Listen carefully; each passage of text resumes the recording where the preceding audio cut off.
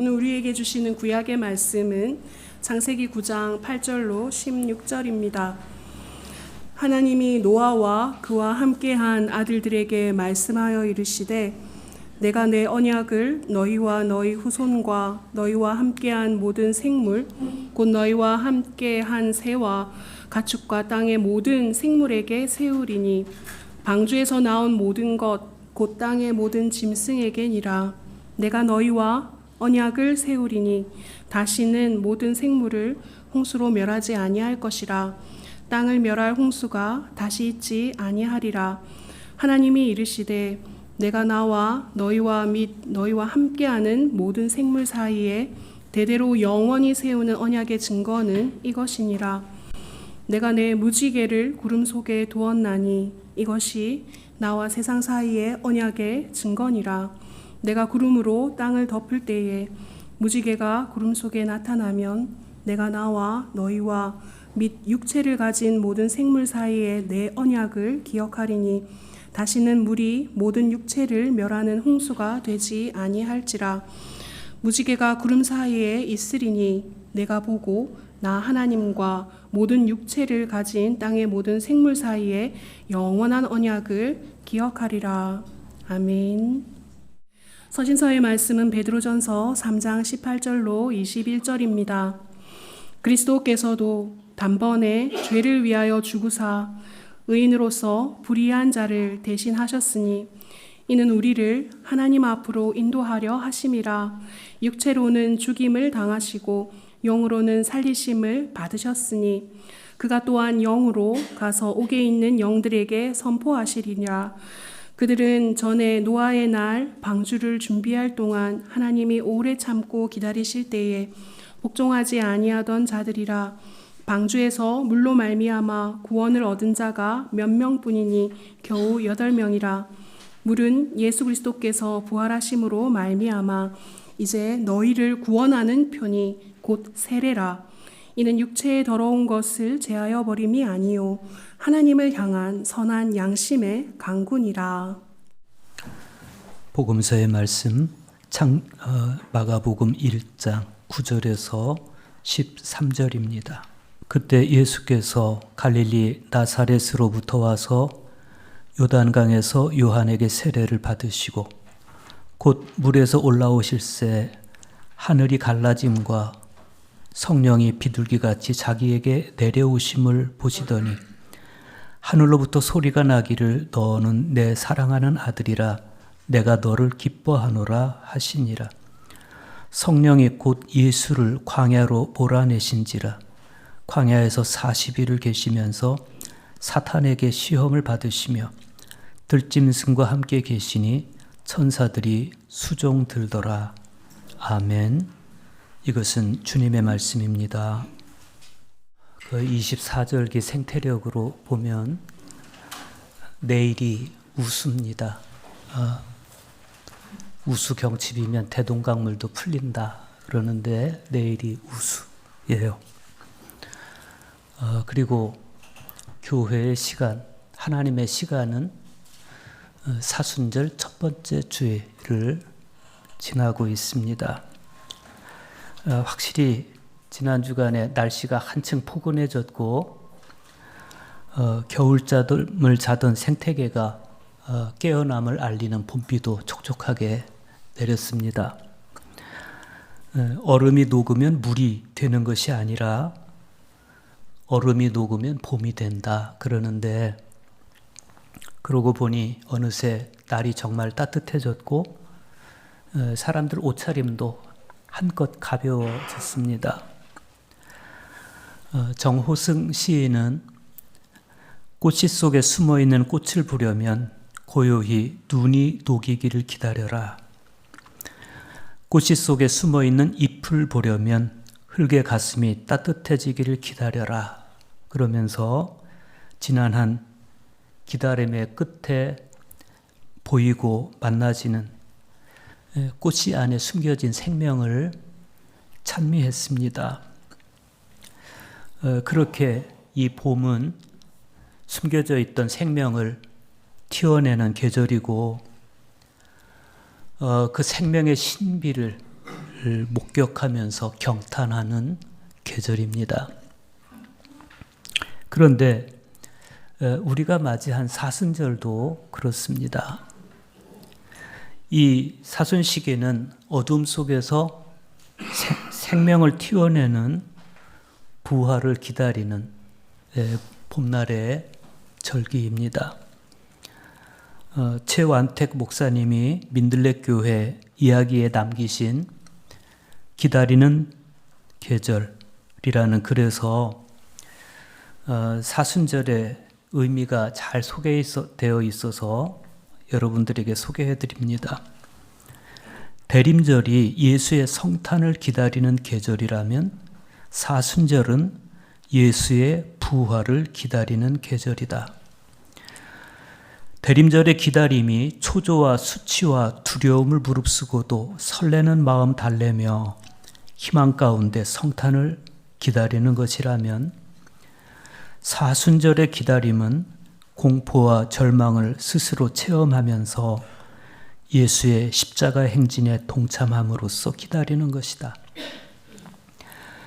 대림절의 기다림은 걱정이 태산 같더라도 진통을 겪게 되더라도 그날이 오면 그 진통의 절정에 의항하고 한 아기가 태어나면 사람 하나가 이 세상에 태어난 기쁨에 그 진통을 잊어버리게 될 것이며 우리 마음에 기쁨이 넘치는 그런 기다림이라면 사순절의 기다림 역시 끝은 분명히 부활, 다시 태어날 기쁨임에 틀림없지만 그러기 위해서는 몸 전체로, 삶 전체로 예수의 십자가 길을 걸어야 하고 예수의 십자가에 달려야 하고 그렇다 죽어야 한다. 반드시 죽어야 한다. 죽지 않고서야 어찌 부활할 수 있겠는가? 또 부활하지 않는다면 예수 믿는 것이 나에게 무슨 의미가 있겠는가? 이렇게 볼 때 예수 믿는 사람의 길이란 어둠 속에 앉은 백성이 대림절의 기다림을 통해 예수라는 큰 빛이 태어나는 성탄을 만나고 또한 절망과 공포의 이 세상에서 사순절의 기다림을 통해 예수 부활의 아침을 만나는 두 개의 큰 긴장 가운데 걸어가는 것이라 하겠다. 이런 내용입니다. 그런데 정말 그렇습니다. 이 사순절은 공포와 절망을 스스로 체험하면서 예수님과 함께 십자가를 지고 죽음의 길을 걸으면서 부활을 기다리는 절기입니다. 그 기다림의 시간 동안 우리 내면은 그리스도인의 완전에 도달하기 위해서 참된 믿음과 거듭남과 성화의 전 과정을 치열하게 감내하게 됩니다. 그 첫 번째 주일인 오늘 성경 말씀들은 세례를 통과한 새로운 생명, 죽음을 통과한 부활, 시험을 통과한 승리 등의 테마가 조화를 이루고 있습니다. 그 중에서 오늘 구약의 말씀인 창세기는 하나님께서 노아와 그 아들들에게 맺어주신 언약에 대해서 서술하고 있는데 그들은 심판 이후에도 계속될 온 인류를 상징합니다. 즉 홍수의 물로 세례를 받은 새로운 인류가 탄생하게 되고 하나님께서는 무지개 언약을 통해서 이 새로운 인류에게 당신의 생명과 당신의 사랑이 영원히 지속될 것임을 약속하신 겁니다. 이 언약, 무지개 언약이 있게 된 배경이 창세기 6장 5절과 6절에 있습니다. 여호와께서 사람의 죄악이 세상에 가득함과 그의 마음으로 생각하는 모든 계획이 항상 악할 뿐임을 보시고 땅 위에 사람 지으셨음을 한탄하사 마음에 근심하시고 그랬습니다. 이 말씀은 심판 이전에 세상이 죄로 가득 차서 홍수보다도 더 무서운 상태였다는 것을 보여줍니다. 어쩌다 세상이 이렇게 악한 세상이 되고 말았을까? 창세기 저자는 사람들이 마음으로 생각하는 모든 계획이 항상 악할 뿐이었다라고 주장합니다. 마음으로 생각하는 모든 계획, 이 마음은 히브리어로 레브라고 합니다.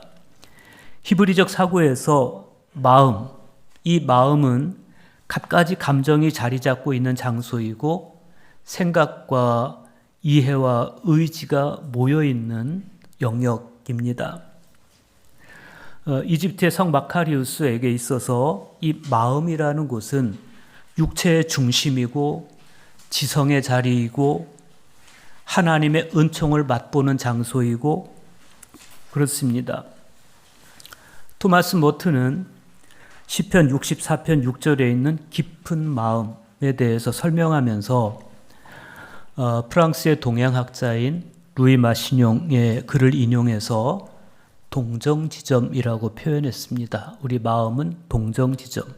그러니까 토마스 머튼에게 있어서 동정지점으로서의 우리 마음, 깊은 마음은 최종적이고 되돌릴 수 없는 마음의 은밀한 중심이고 잠재적 인격, 깊은 의식, 또 비밀의 독방이고 하나님 홀로 활동하시는 곳이고 하나님과 인간이 만나는 곳이고 인간 영혼 깊이에 숨어있는 지성소라는 겁니다. 마음이 그렇다는 거예요. 그러니 이 마음이 얼마나 중요합니까? 이 마음이 하나님과 내가 만나는 장소예요. 이 마음은 우리 존재의 지성소예요. 그러면 이 마음에서 생각하는 모든 것이 내 삶에 영향을 미치는데 마음으로 생각하는 모든 계획이 항상 악할 뿐이었다 라고 말해요. 그러면 그 사회가 얼마나 악했겠습니까? 그래서 하나님께서는 멸망시키는 것 외에는 다른 방법이 없겠다 이렇게 판단을 하신 겁니다.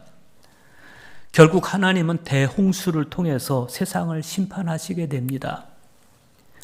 물은 천하의 높은 산을 다 잠기게 했고 땅 위에 움직이는 생물들은 다 죽음을 당했습니다. 그 상태에서 150일이라고 하는 장구한 시간이 지나갑니다. 그런데 이 대홍수와 노아의 방주 이야기에 끝나는 지점에서 우리는 하나님의 진노보다도 하나님의 깊은 자비를 만나게 됩니다. 오늘 구약의 말씀인데 그 중에서 8절에서 11절 보십시오. 하나님이 노아와 그와 함께한 아들들에게 말씀하여 이르시되 내가 내 언약을 너희와 너희 후손과 너희와 함께한 모든 생물 곧 너희와 함께한 새와 가축과 모든 생물에게 세우리니 방주에서 나온 모든 것 곧 땅의 모든 짐승에게니라. 내가 너희와 언약을 세우리니 다시는 모든 생물을 홍수로 멸하지 아니할 것이라. 땅을 멸할 홍수가 다시 있지 아니하리라 그랬습니다. 하나님께서는 내가 다시는 홍수로 세상을 멸망시키지 않겠다. 그렇게 작정하시고 그 언약을 노아와 맺어주십니다. 이 언약은 인간의 육적인 연약성 때문에 주어진 가장 엄숙하고 구속력 있는 하나님의 약속입니다. 창세기 저자는 이 약속의 체결을 보여줌으로써 하나님이 언약의 하나님, 약속의 하나님이라는 사실을 강조하고 있습니다. 하나님께서는 약속의 증표로 무지개를 보여주세요. 12절에서 15절 보십시오. 하나님이 이르시되 내가 나와 너희와 및 너희와 함께하는 모든 생물 사이에 대대로 영원히 세우는 언약의 증거는 이것이니라. 내가 내 무지개를 구름 속에 두었나니 이것이 나와 세상 사이의 언약의 증거니라. 내가 구름으로 땅을 덮을 때 무지개가 구름 속에 나타나면 내가 나와 너희와 및 육체를 가진 모든 생물 사이에 내 언약을 기억하리니 다시는 물이 모든 육체를 멸하는 홍수가 되지 아니할지라. 하나님께서 당신의 무지개를 구름 속에 두신다고 그랬어요. 그래서 이 무지개가 구름 속에서 모습을 드러내면 당신과 생물들 사이에 맺은 약속을 내가 기억하겠다. 이 무지개를 증표로 해서 내가 그 약속을 기억하겠다. 그래서 다시는 물이 육체를 멸하는 홍수가 일어나지 않게 하겠다. 그게 하나님의 뜻이에요. 그런데 무지개를 뜻하는 히브리어 단어가 퀘세트라고 하는 단어예요. 그런데 이 퀘세트는 무지개라는 의미도 있지만 활이라는 의미도 있습니다. 무기로서의 활. 그래서 이 퀘세트라는 단어를 활이라고 해석하는 사람들은 하나님께서 더 이상 인류와 싸우지 않기 위해서 활을 구름 사이에 걸어두신 것이다. 이렇게 말해요. 즉 당신의 무기인 활을 구름 사이에 걸어두셔서 당신과 사람들 모두가 볼 수 있게 함으로써 언약의 증표를 삼았다는 겁니다. 그런데 이 퀘세트라는 단어를 무지개로 해석하는 것이 문맥으로 보면 훨씬 더 자연스럽다고 대개의 주석가들은 이야기를 합니다. 무지개는 태양의 반대쪽에 강수가 있을 때 그 물방울에 비친 태양 광선이 물방울 안에서 반사되거나 혹은 굴절되거나 그래서 나타나는 현상인데 구름들 사이에서 무지개가 아름답게 빛날 때 그때 사람들이 홍수의 두려움을 잊도록 그 아름다운 무지개를 보면서 홍수의 두려움을 잊도록 하기 위해서 하나님께서 무지개로 약속을 삼아 주셨다는 거예요. 그런데 오늘 말씀을 보면 하나님께서 이 무지개를 매개로 해서 무지개를 증표로 해서 노아와 약속을 맺으시는데 언약을 체결하시는데 거기에 그 어떤 조건도 없어요. 여러분 노아 시대의 대홍수가 왜 일어났어요? 마음으로 생각하는 모든 계획이 악하기 때문에 심판으로서 홍수가 일어난 겁니다. 그렇다면 하나님께서 노아와 이 무지개를 증표로 해서 언약을 계약을 체결해 주실 때 그때 조건 걸을 수 있어. 다시는 죄를 범하면 안 돼. 다시는 죄를 범하면 안 돼. 근데 너희들을 심판할 거다. 이런 조건을 걸면서 무지개로 언약을 체결해 주실 수 있습니다. 그게 더 자연스럽습니다.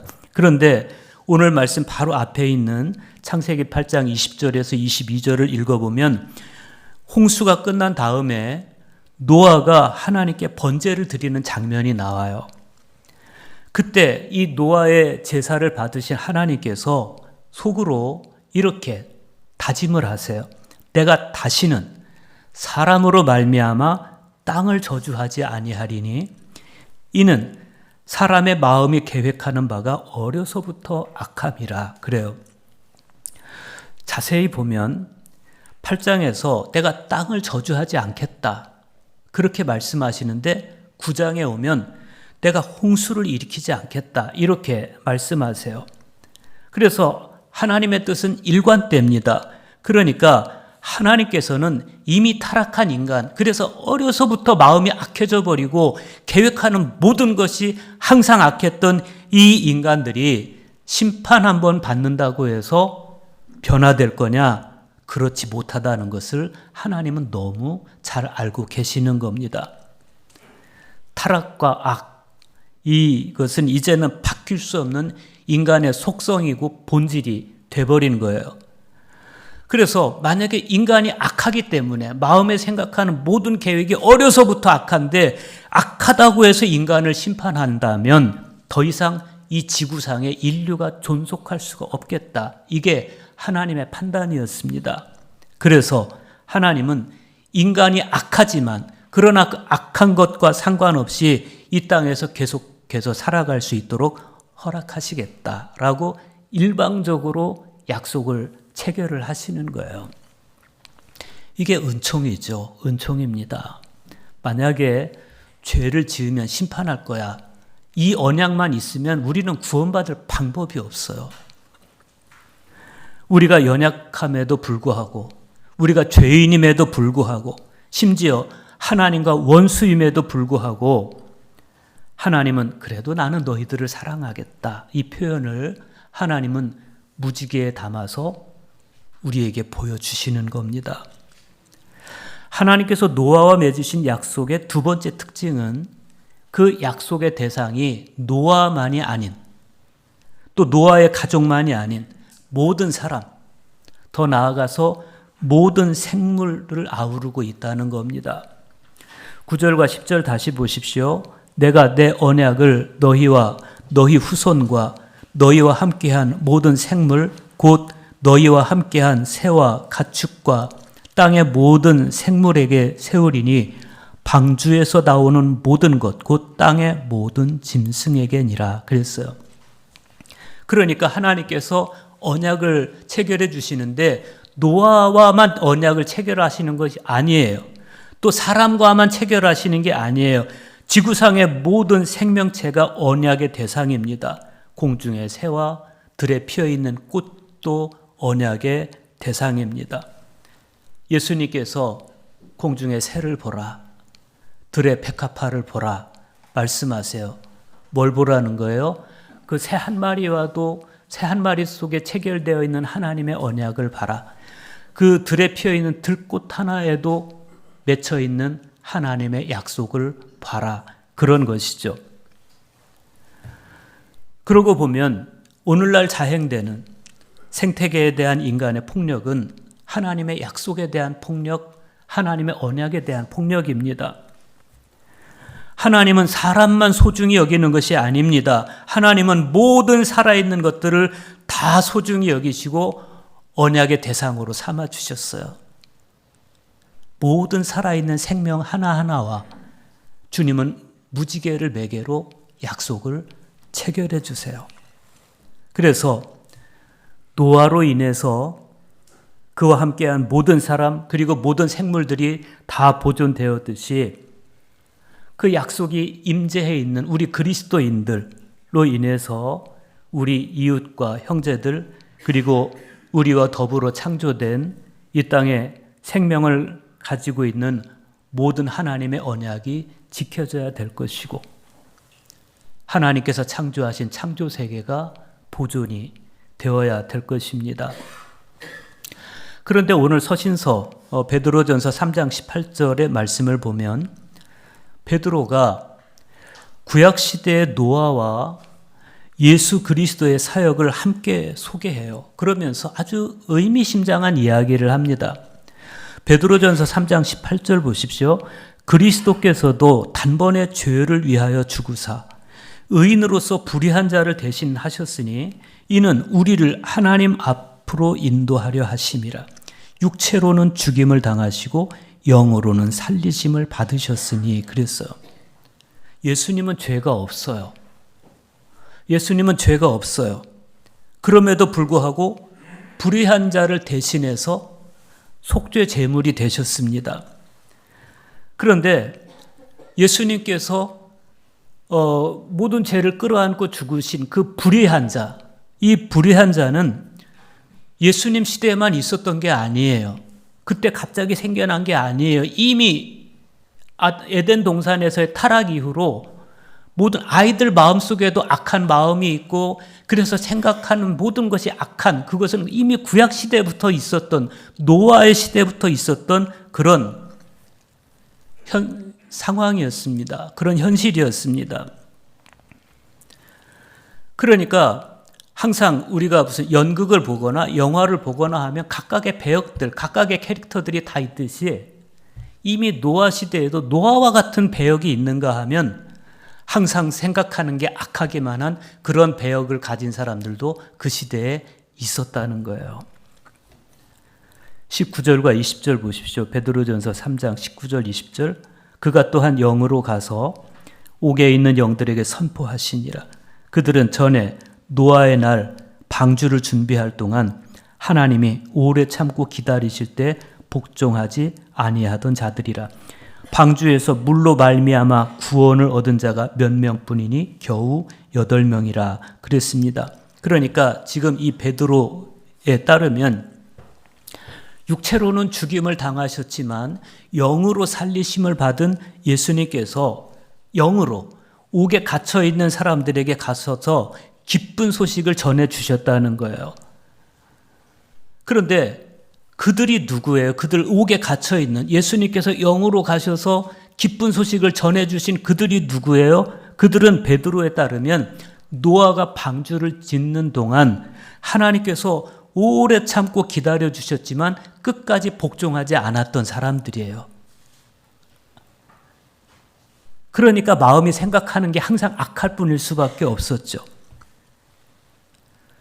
그런데 오늘 우리 시대도 마찬가지입니다. 마치 노아 시대에 노아와 같은 캐릭터가 있고 또 악한 그런 캐릭터가 있었던 것처럼 오늘 우리 시대도 역사의 한 시대를 우리도 다 그렇게 각각의 모습으로 살아가요. 어떤 사람은 노아처럼 사는가 하면 어떤 사람은 마음의 계획이 항상 악하게 살아가요. 우리는 다 그 중에 한 사람이에요. 어떤 사람은 노아처럼, 어떤 사람은 예수님처럼, 어떤 사람은 악하게 불의하고 불순종한 마음에 생각하는 게 항상 악한. 노아는 어떤 사람이에요? 무려 120년 동안이나 묵묵히 방주를 만들므로써 동시대 사람들에게 장차 올 심판을 역설했던 사람이에요. 그리고 하나님께서는 이 노아가 방주를 만드는 120년 동안 다른 사람들은 다 마음에 계획하는 게 악하고 하나님께 복종하지 않는, 그러나 하나님은 그들을 향해서 오래 참으셨습니다. 그러면서 그들에게 회개할 기회를 주셨습니다. 그런데 놀라운 사실은 방주에 들어가서 구원을 얻은 사람보다 그렇지 못한 사람이 압도적으로 많았다는 거예요. 방주에 들어가서 구원을 받은 사람은 노아를 합한 8명에 지나지 않았어요. 노아 부부와 그 세 아들 부부 8명. 그러면 나머지 동시대 사람들은 어떻게 했어요? 끝까지 불순종하고 끝까지 회개하지 않다가 하나님께서 홍수로 심판하실 때 다 죽었다는 거예요. 마치 200만 명이 되는 사람이 출애굽했지만 가나안에 딱 2명 들어간 것과 같은 거예요. 히브리서 기자에 따르면 노아의 120년은 아직 보이지 않는 일에 대한 하나님의 경고를 받았을 때 그 하나님의 경고를 경외하는 마음으로 받아들이고 방주를 마련해서 자기와 가족들이 구원을 받은 기간이었습니다. 하나님의 말씀을 경외함으로 받아들였다. 이 경외란 단어는 거룩하고 두려움을 뜻합니다. 그러니까 성경의 표현을 빌자면 두렵고 떨림이라는 것인데 노아는 하나님께로부터 들려온 경고의 말씀을 두려움과 떨림으로 받아들였다. 경외감 있게 받아들였다는 겁니다. 노아에게 있어서 하나님의 말씀은 두려운 말씀이고 떨리는 말씀이었습니다. 노아는 120년을 하루같이 그 경외감 속에서 방주를 만드는 작업을 멈추지 않았습니다. 그리고 마침내 방주를 만들었을 때 심판의 홍수가 온 땅을 뒤덮게 됩니다. 하나님의 말씀에 대한 노아의 경외감과 말씀에 대한 순종으로 방주를 만든 그 실천이 자신과 가족을 구원으로 이끈 거예요. 그런데 베드로는 이때의 홍수에 대해서 굉장히 의미 있는 말을 해요. 21절 보십시오. 베드로전서 3장 21절. 물은 예수 그리스도께서 부활하심으로 말미암아 이제 너희를 구원하는 편이 곧 세례라. 이는 육체의 더러운 것을 제하여 버림이 아니요 하나님을 향한 선한 양심의 간군이라 그랬어요. 똑같은 물인데 달라. 하나님께서 오래 참으시도록 회개하지 않았던 사람들에게 40일 동안 쏟아져 내린 비는 심판의 불이었습니다. 그런가 하면 하나님을 경외함으로 말씀을 받아들여서 방주를 만들었던 노아와 노아의 가족들에게 이 홍수는 세례의 물이었다. 이게 베드로의 해석이에요. 그들은 홍수를 통과하면서 죄가 깨끗하게 씻겨졌고 마침내 무지개의 언약을 받을 수가 있었습니다. 오늘 복음서의 말씀을 보면 노아 시대에 노아를 통해서 당대의 사람들을 하나님께로 인도하셨던 성령께서 예수님을 광야로 이끌어 가시는 걸 볼 수가 있어요. 마가복음 1장 12절과 13절 보십시오. 성령이 곧 예수를 광야로 몰아내신지라. 광야에서 40일을 계시면서 사탄에게 시험을 받으시며 들짐승과 함께 계시니 천사들이 수종 들더라 그랬어요.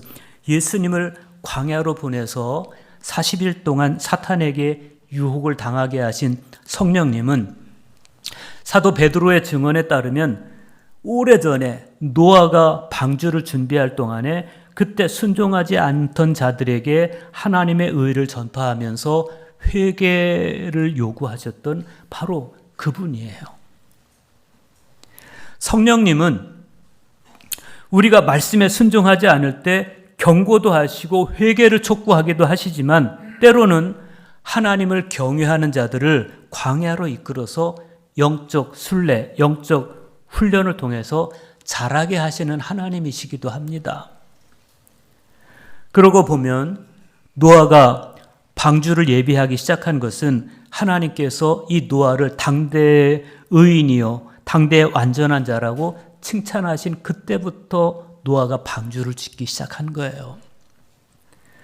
예수님께서 광야로 내몰리신 것도 요한에게 세례를 받고 하늘로부터 너는 내 사랑하는 아들이라 내가 너를 기뻐하노라 라는 성부 하나님의 음성을 들으신 그날부터 성령은 예수님을 광야로 내모르셨습니다.